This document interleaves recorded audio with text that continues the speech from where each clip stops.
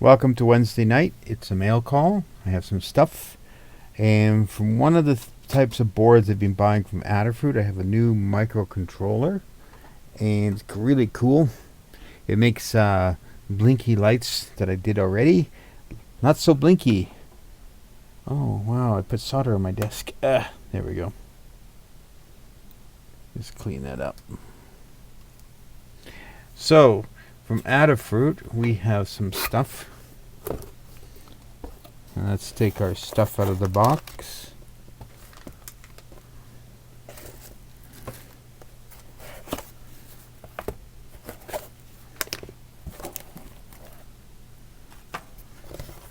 And of course the invoice, which I'll just keep out, but the Adafruit box itself goes into the recycle bin.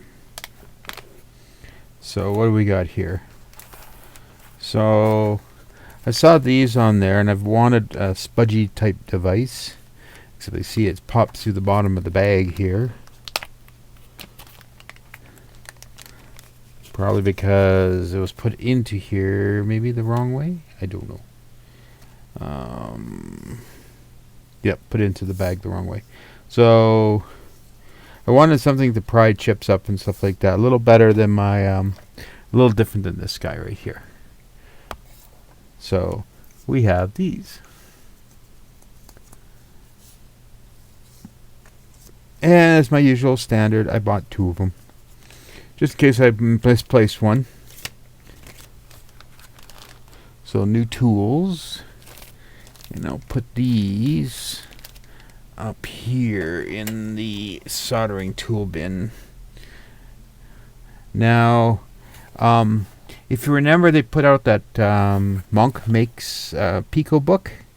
Well, this is the electronics kit for said Monk's Pico book. So, let's see. How do we open it? We need a sharp knife. Like so. And yes, you can lick these parts. There's no lead in them.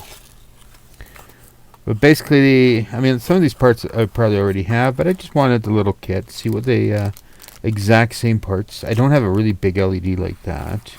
I think I might have the motor. And, of course, some connectors.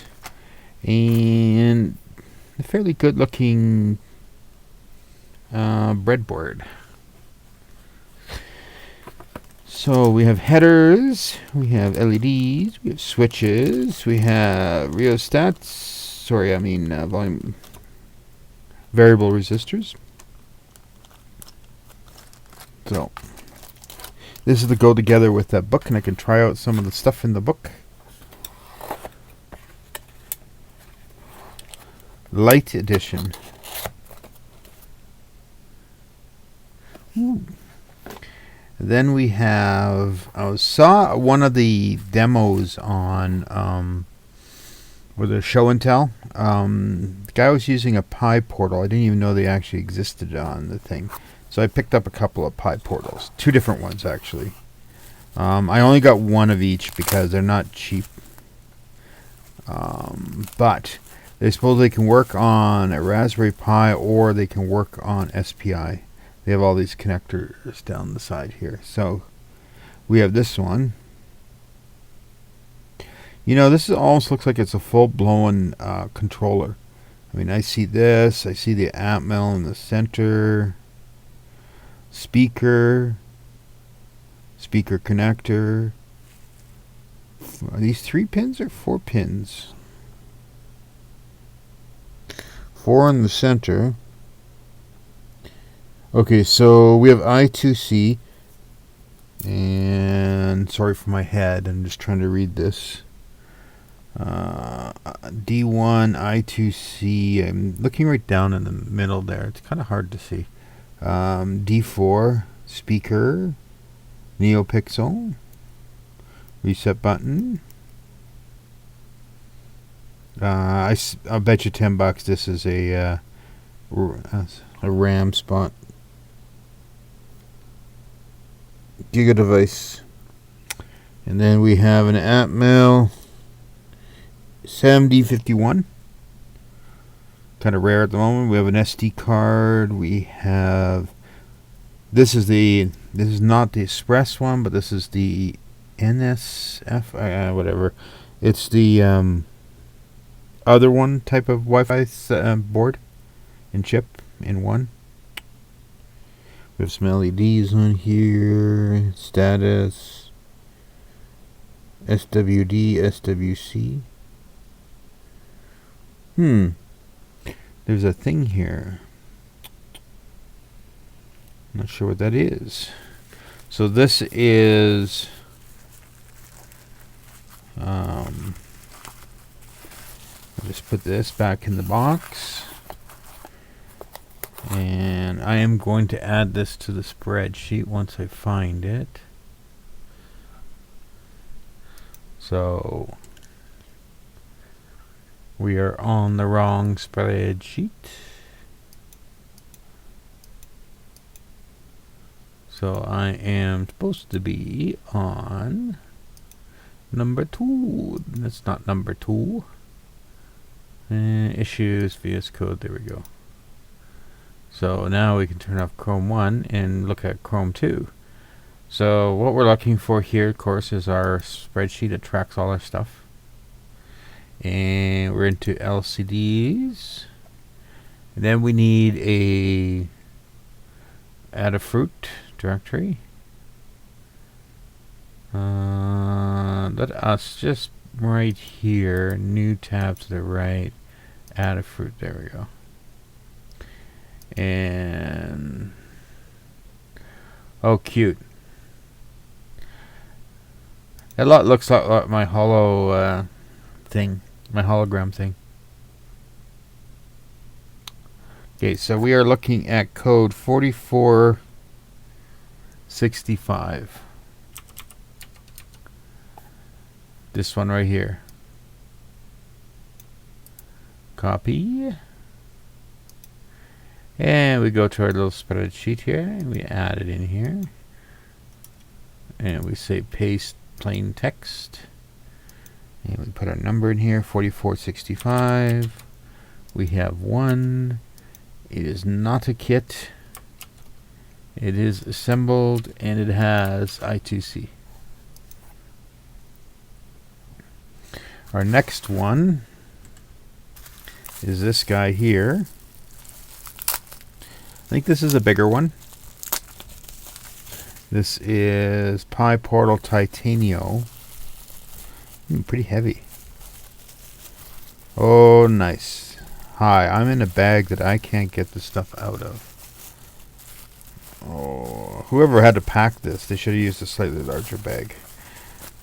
Like we're talking 1 extra centimeter would have done.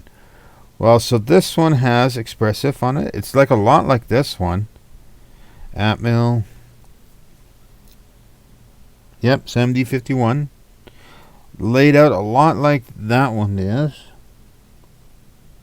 I think this right here is, if you put that header on here, you can put a programmer on it. What else we got? We got speaker. We've got voltage control. Yep, D4, D3. Speaker. Status. Oh, interesting. Reset button. Why is there no button there?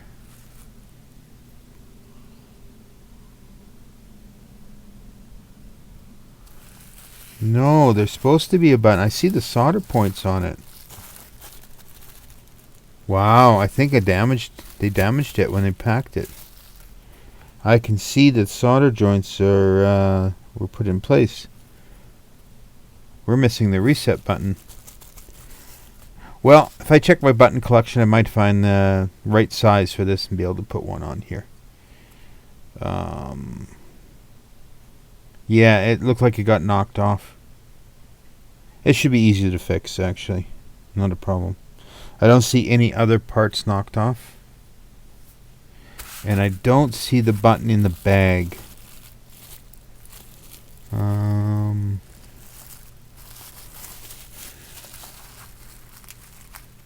So I'll have to be a little careful with that one. And oh, almost forgot, we have to catalog it. So we need item 4444. 1, 2, 3, 4. 4 fours. And we want to copy on that, and we go to the spreadsheet, and we add it there. Paste this plain text. 1, 2, 3, 4. It is count of 1. It is no, not a kid. It is yes, yes. Needs repair of reset switch. I'll have to look at that. Okay. So then we have Interstate 75. This is a hub controller. No, like an interface board for hub. So let us, and it goes on the back of a screen. So let us open one of these up.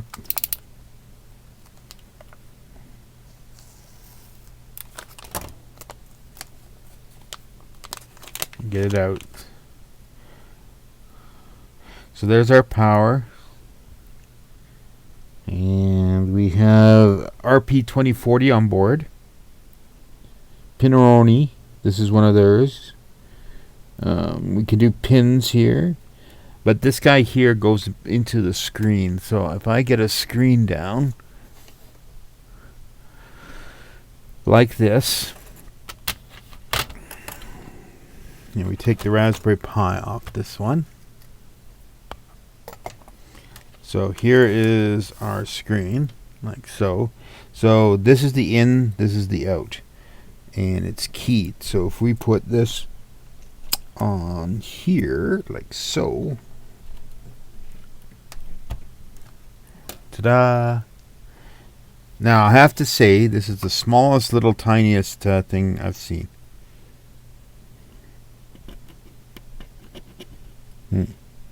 They need to do a little cleaning on their PCBs. Interesting. I wonder what happens we oh, we'll need the cable for this. So I have spares that go from here to here. So we need to hook the power up to this. So I just don't have it on this one, but you get the idea.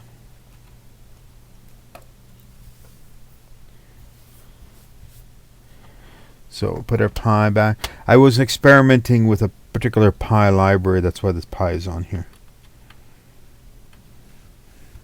Now this is a 2.5 panel. They just showed off a 2 panel. I think I have a 2 panel around here, like a P2. But yeah, so I have 2 of these guys. And for some reason,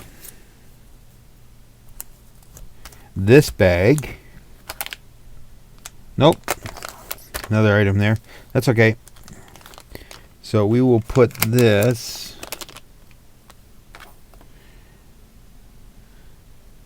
now. We need to find Adafruit's code for this, because I got it from Adafruit's site. So let's go back to the web browser, and we're gonna go here, and PIMOR, whoops, PIMOR. That's it. Interstate 75. That's what we're after. LED matrix driver. Copy. And paste. No, this is a driver. Did I put these under matrices?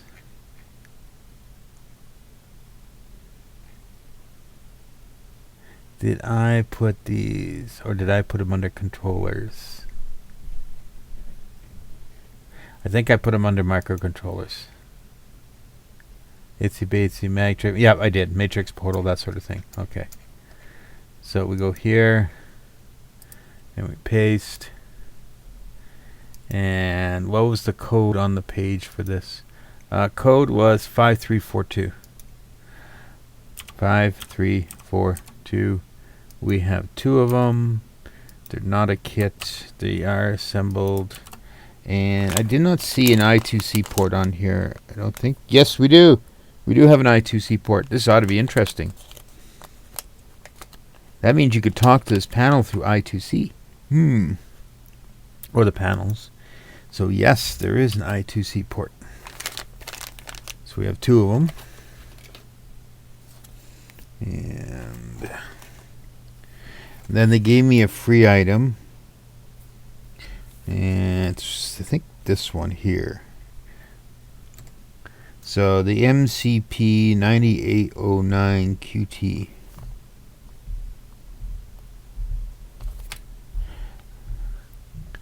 This is 5027. This guy right here. Copy. This is a sensor, so we'll put it with sensors. And paste. And we have 1 of them. Now the only thing is that I don't know if I already have this one. 5027. Let's just check the list here.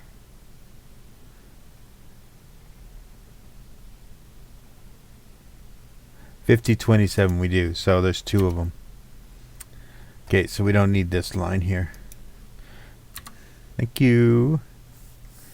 And then we have 5374. Don't think I have this one.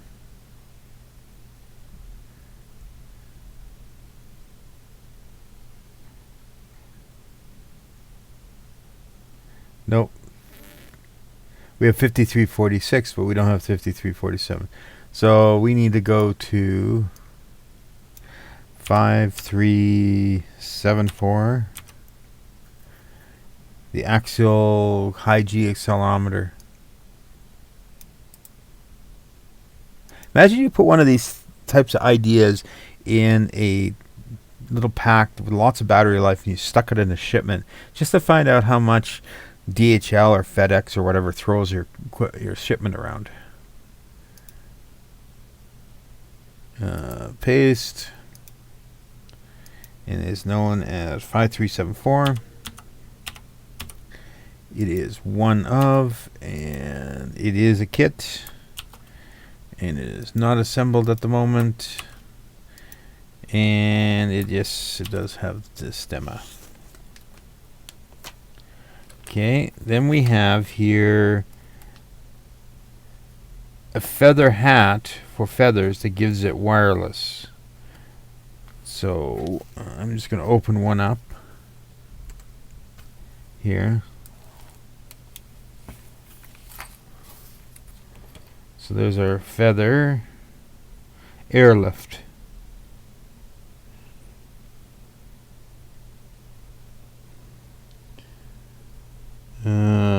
Reset airlift featherwing coprocessor. So we have reset button. We have a sensor on here of some sort. What is that? I'm not even sure what this is. Looks like you get knocked off fairly easily if it's not careful.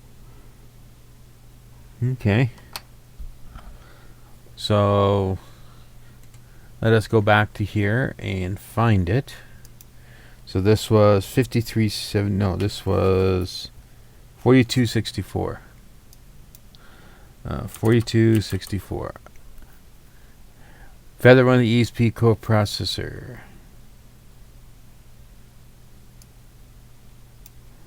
Copy. And I think I'll have to put it in controllers. So microcontrollers. Paste as plain text. So this is 4264. We have 2 of them. And yes, it's a kit. No, it's not assembled. And does it have stemma? Nope. There is no stemma port on this. Okay. It might have I2C, but it doesn't have an actual stemma port on it. So we'll put it back in the bag for the moment. And its little headers. And this is something we'll have to work on assembling. Okay. Now, of course, miscellaneous stuff. Where's my breadboard?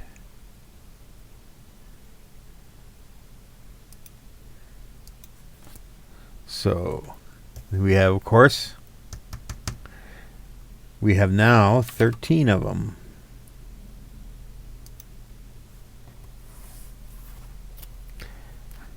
So what happens when I hit 100? Do I get a bonus prize or something? Now, that's the Adafruit stuff. Now, for the bonus round, the premium stuff. Now, remember these guys? And this guy? So we have a Pico breakout board, and I've added the Wi-Fi module to it with 6 Grove ports for I2C and stuff. Then we have the robotics one, but this one has the built-in RP2040 right here. All the stuff in here. Now these boards have lots and lots of LEDs, and they have really nice labeling on them. So this is the company, Cytron. And Maker Pi Pico. Well, something to join the family. That's right.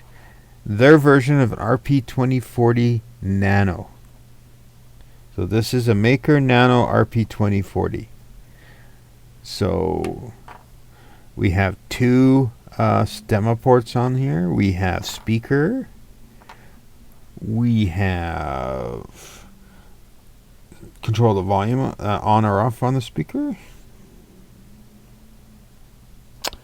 We have, compared to this guy here, which only has the boot select button, and if you put it on this board, you get the reset button. It is on here, I believe. Run.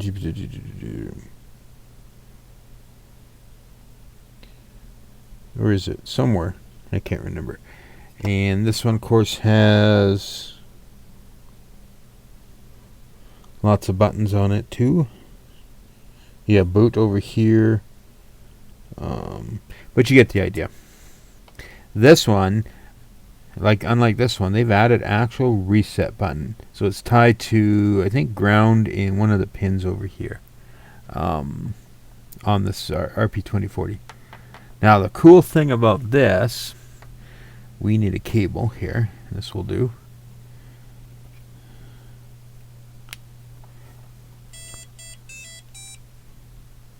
There we go. Blinky lights. So this is their little test program.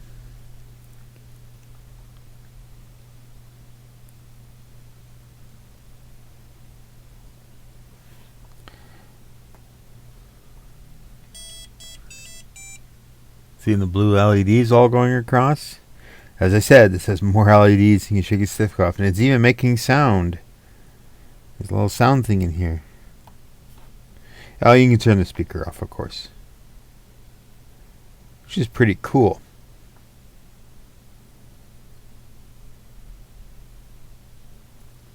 And the code for this is not bad. It's actually fairly straightforward. Circuit Pi, let's mount this one. And what we're going to do is we will open up the workspace from File. I've already had this on my VM machine.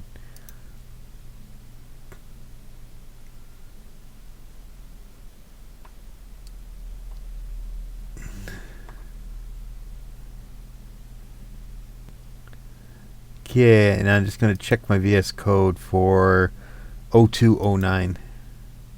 Yep, it's changed, so we need to update that.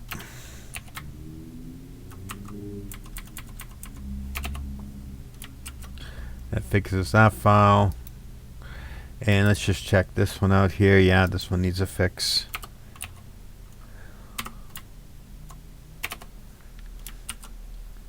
Here we go. All good. Let's open the code up. So this code is actually kind of neat. It's these are doing all the blue LEDs,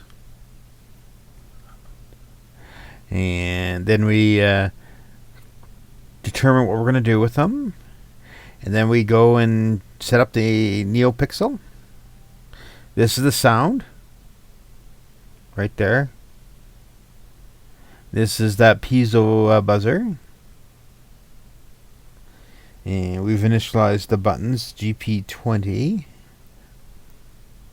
This one. I'm not sure exactly what it does. Oh, there we go.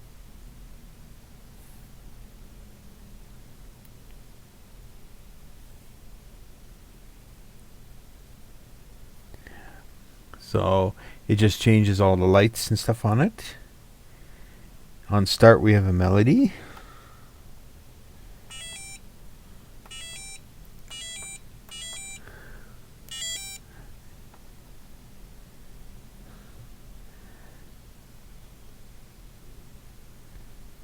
And then here we're just going through, check button, that's what I was clicking. Animate the LEDs, dunk, dunk, dunk, dunk, dunk, dunk, dunk.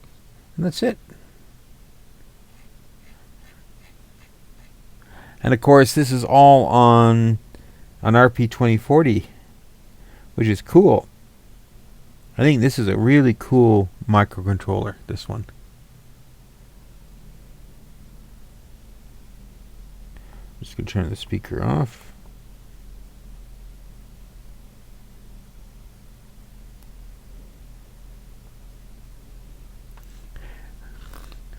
But yeah, but I happen to have, let's go back to our overhead here. So this is what I came in. Kind of a nice box. And environmentally friendly packing, see? All this stuff. Yep. But what we have in here is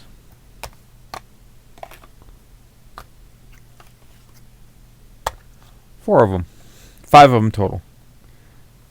So my invoice. What else we got in here?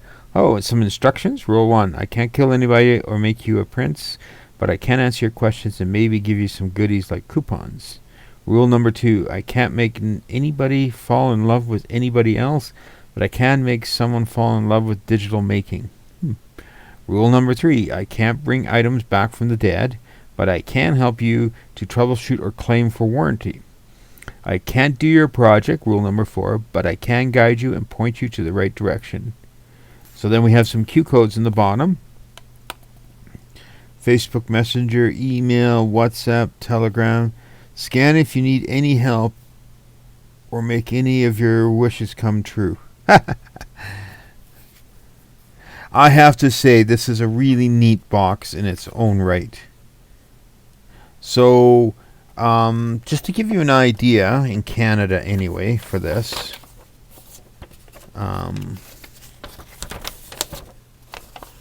so these units were $8.46 Canadian.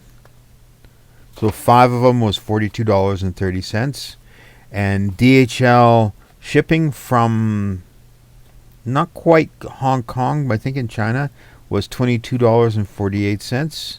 Now, of course, in Canada, to get it across the border, I had to pay an additional $25 to get it across the border. So DHL has usually a fairly flat rate on duty and customs of like $22 plus the GST of the item in question. So it's pretty good. I think it's a lot better than some of the FedEx and UPS stuff getting it shipped in here. I had one item from, was it Element 15 out of the US, and it was like 2 $8 parts or $6 parts for $12, and they tried to ding me for over $120 for shipping. I bitched. I got it all back. It's like, that was stupid of them. I even picked DHL in their shipping thing, and I still ended up with a stupid UPS, I think it was, or a FedEx. So we have these guys. Oh, another cute thing they put into the box. Yeah. You know, I kind of wish my cable was not so twisty. Come on. We want to admire the blue lights. Let's move this and this out of the way so we can... there, lights. So the other thing they do, they provide you some cables too, which is handy because the cables are your basic Grove to I2C type cables. Now on this one, since I tend to be using Adafruit's I2C, you would think these are useless, right? These particular cables. So you have the big end and the little end. Not so. What? Man, cut it out. Twisty cables. Instead, think of this board with the Grove connectors on it. Now I've got myself some extra Grove cables that you can plug in like so, going to an I2C board. So if I get one of my I2C sensors out, one at random, and then we can plug it into, and this one happens to be, was it the light sensor, I think? No, 3-axis accelerometer. So there you go. Now, I think what I'm going to try to do in the future, not maybe this weekend, maybe another week, I want to see how many of these things I can run. Right? Now, how much code, how much I can run. Right? Now, you can daisy change these sensors as long as all your I2C addresses are unique. Now, I also have what's called, I think, I2C repeaters, so you can have a distance away type idea. But yeah, so I can actually then just use straightforward Adafruit I2C cables. This one, actually, this one, if I'm not mistaken, I got from AliExpress, but I had to rewire it because it was incorrectly wired. But you can put these ones on here, like so. And this one can go on here, like so. There we go. And you can have two of them. Oh yeah, and don't bother trying to join it back into the other side of the I2C. One of these I2Cs is actually an in and an out. So you have to kind of pay attention to that. I'm pretty sure on this one.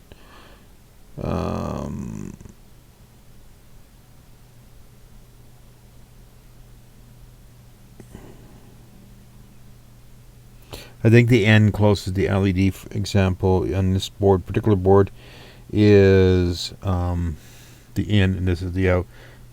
This is actually one of the sensors I depinned because I wanted some sensors without pins on them, so I could just do this sort of thing with it.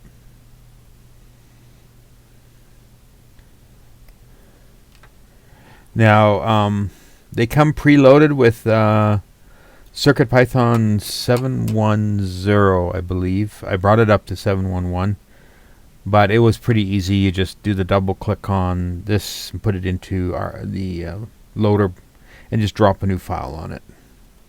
So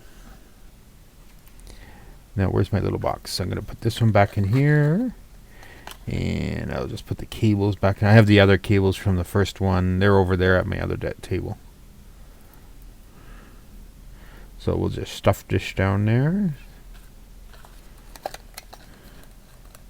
What I'll probably do is debox these and put these in my collection of the bin for RP2040 controllers. I've divided my bins up into what the MCU is, the microcontroller unit is on the thing. But that is all the gizmos. Now I'm just going to close this project because I don't want to make a mess and screw up the file system. And then I can actually safely dismount this, like so, and unplug it. So I have a growing collection of boards by my side here, so that will have to be looked at. And I'll just put these in front here.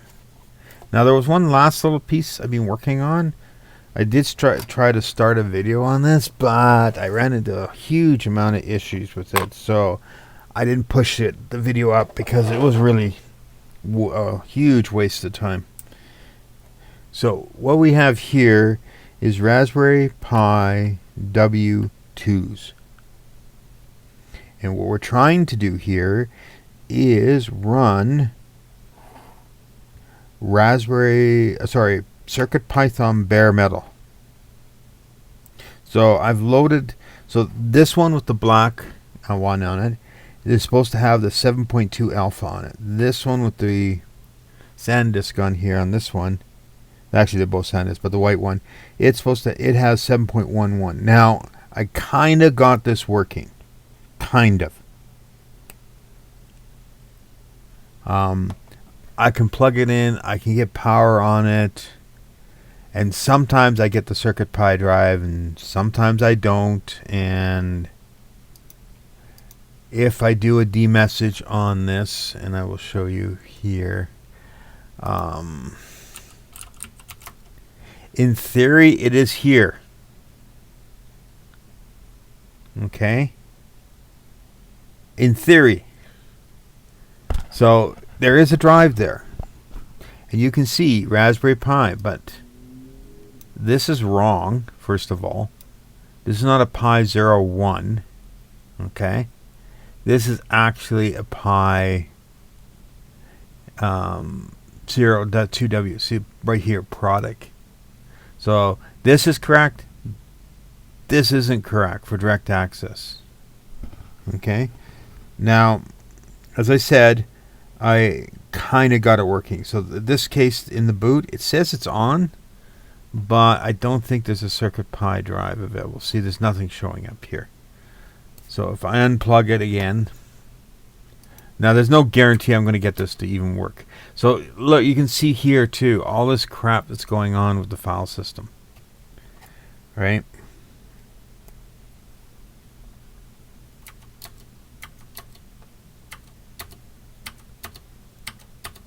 Now, one thing I have to do on here is FS Control R.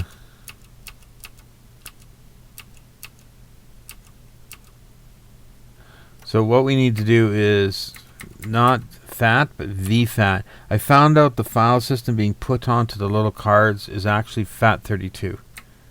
And in this case, it's SDC1.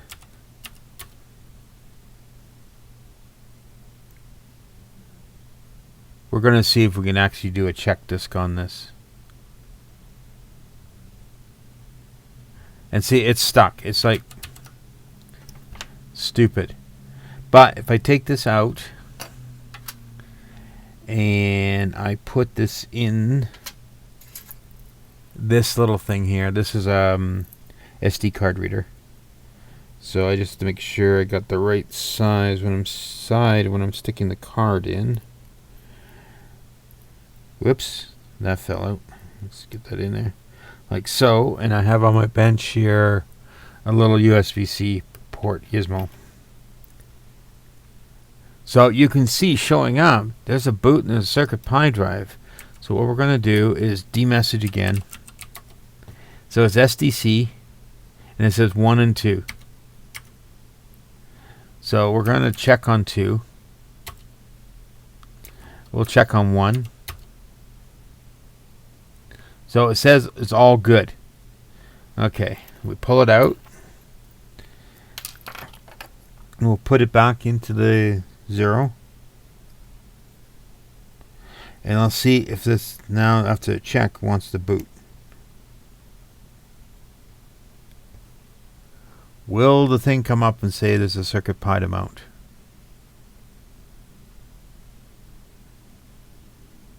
Nope.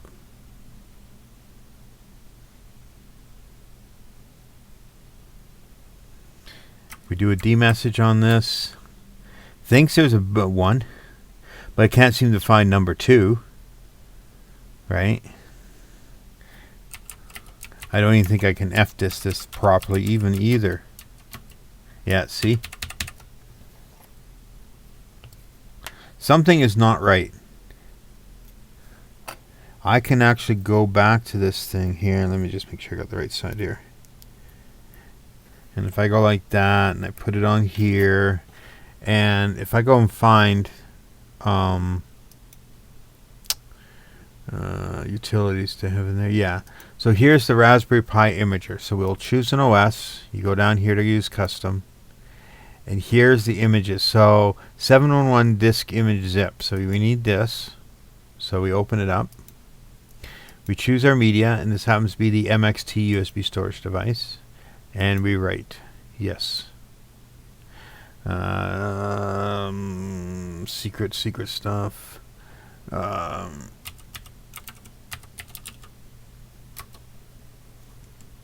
I really got to get into the policy kit and rewrite that so these damn prompts don't show up for a password all the time. Yes, you can get around this. You can make your GUI desktop in Linux stop endlessly prompting for frickin' passwords for stuff like this.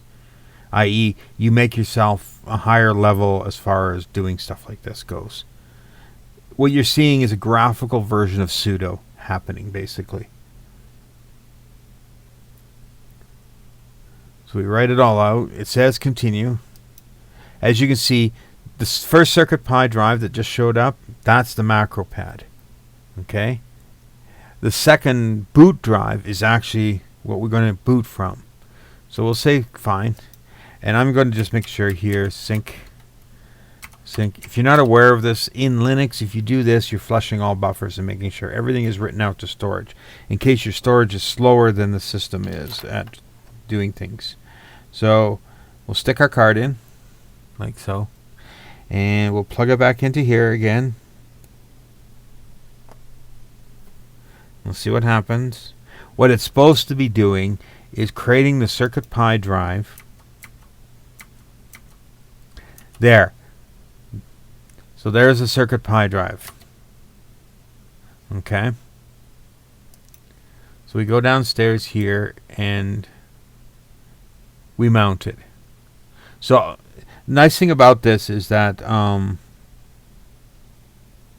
when I wrote that image out to the key, this is the freaky thing about SD cards. They're not like your hard drive or your thing. Yes, they have a fat file system on it. No, they technically don't have partitions in the way you understand them. There's no MBR block and stuff like this on these things. So what the thing Raspberry Pi is looking for is a special section for booting. Right? You actually have to come along and supply your own, effectively a BIOS to boot. And that's all stored in the beginning of that boot drive that you have on here. There's actually files in here it's specifically looking for to actually start up and run things. But now I have it, but this won't last. Like, this is my problem. I got into the CircuitPy drive this time, but I'll come back next pass and I won't be able to get into the drive again until I rewrite the whole damn thing again. And I don't know what's going on here. I think I'm going to message Scott on Discord, because he did a lot of the work to get this all to work. I'm going to find out from him. The other thing I've been seeing on this, I don't know if this will even show it. I've been getting a lot of this. And then I've been getting a lot of USB bus resets. constant resets on the thing. Ignore this. This is something else. All right, so here's all these fat failures on one. Then here we got unable to read boot sector to mark file system as dirty. Blah, blah, blah, blah, blah. There, you see descriptor failures and stuff like this. Reset full speed USB device. Now, I've tried this on multiple USB controllers. So I picked this particular Gigabyte motherboard because technically I believe it has 4 controllers in there. So there is a USB 2.0 controller, which I have over there on a hub. There is technically 2 3.0 controllers on here. So 2 on my bench, each one is on a separate one, and then the one on the front of the computer, there's one there too, it shares with one of these guys on the bench. And then I have this one single USB-C cable, which happens to be the USB-C 3.1 controller, i.e. a high-speed one that's like rated at 20 gig of transfer data or something like that. So I've tried them all. Now, from what I read on the Discord, this thing does not need power. It just needs everything through the USB connector. Okay, fine and dandy. Problem is, I'm having flakiness with the USB connector. It's dropping connections and doing all other rotten things on this thing. Right? So, that's where I am with this. Now, I haven't tried this out on... I've been meaning to dig out a regular Raspberry Pi. Also, in my bin of stuff here... not this board. Let me just shift some stuff out of this container to get lower down into the container. I'll just put these in here to get them out of the way. So, not the S3 stuff. And definitely not this display. So, in here I have more. So, this guy here is also a 0. Okay. But it is an original 0. It is a Rev 1.30. Okay? So I have some of those in here. So here's another Rev 1.30. This one in the shell here is a little different. Notice the extra little chip compared to this one. Okay? So this one, I believe, actually has, and I got a little Adafruit shell. I believe this one here is the 1.3, but with the Wi-Fi option on it. It actually has Wi-Fi on it. And another 1.3 board, unpinned. And then down here, of course, I have 2 more Zero W2s, brand new, unused yet. So I started out. Now I've been meaning also to try this whole thing out on the original Raspberry Pi. So I haven't got to that yet. And that's kind of why I haven't built a video about any of this yet. So, oh, this ribbon is for the camera. I was running a camera off this particular one, so I just left the ribbon on. So that's where I sit with these guys. And I tried out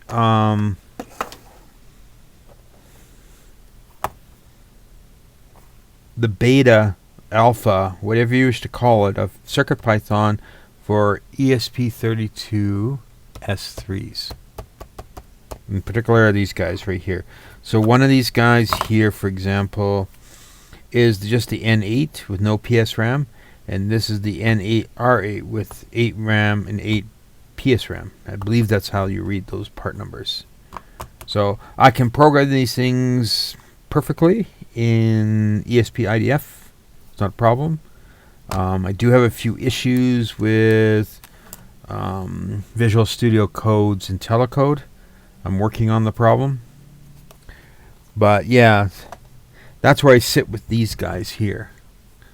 I will relook at some of this stuff again. Probably do some soldering this weekend. Try out these panels. Look at this stuff again. And what do we have here? What else? I did clear one ESP IDF warning about the CMake file not having a correct path. I found out it was an environment variable that needed to be set. So I have it on my virtual machine. It's something you edit in your .profile file, and when you run it, and then you run the Visual Studio Code environment with that, it clears the error up because now the path is found. I think that's simply the problem with the compiler paths. There's 3 of them it's complaining about, but that still doesn't solve the issue at the moment of I can't find all these include files even though it all works. That's just Visual Studio Code being dumb about paths again. I really, really wish that there was a cleaner way of doing some of these. And I haven't heard hide or hair yet of Arduino for the S3s. That would be cool. And my first trial and tribulation with the S3s with CircuitPython completely didn't work. Dead as a doornail.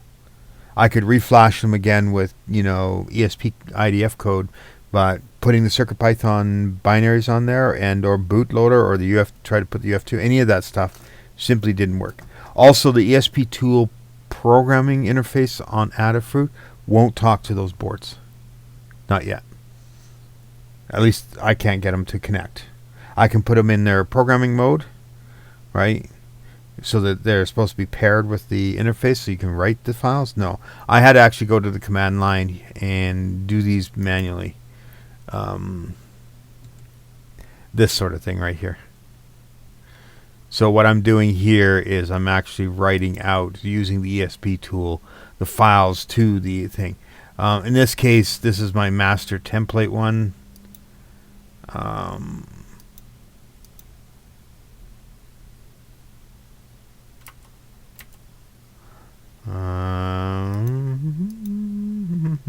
Also, I don't know if you guys noticed, but Pip is being colorized. Look at these pretty colors. So, you do this, and you also do the circ up. There we go. Everything's up to date. It also means circ up. And we do an update -- all.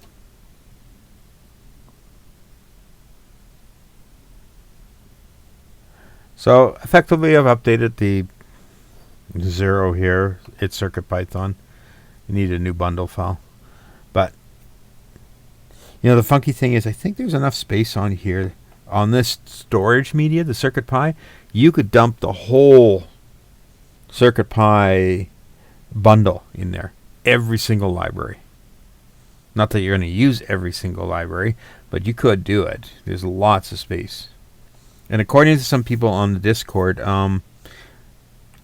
they have used... I tried at first 32 gig SD cards, and one person did a 64 gig SD card, and it all was working. So I'm not sure what's going on with me at the moment. I might hook this up to a actual USB port on a Raspberry Pi, right, and see what happens with it. Don't know yet. So we'll find out. And I guess that should be it for this evening. We're running up to the 1 hour mark, and it is 8:25. Wow. I want to work on some things and see what's going on. Yes. So I'll let you guys go. If you want to see more of this, I almost forgot. I was thinking of trying out YouTube streaming. Maybe this weekend I'll try streaming something I'll put a note up when I'm going to try it. I did a test run tonight just to see if I can do it, but YouTube was complaining that my data rate for the stream was too low. So I think I have to tell OBS that I need to increase the bit rate for the stream. I'm not 100% sure. I got to read some notes on this.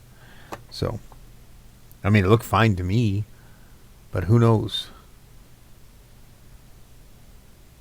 We'll find out. So I'll let you go for the evening. Bye-bye.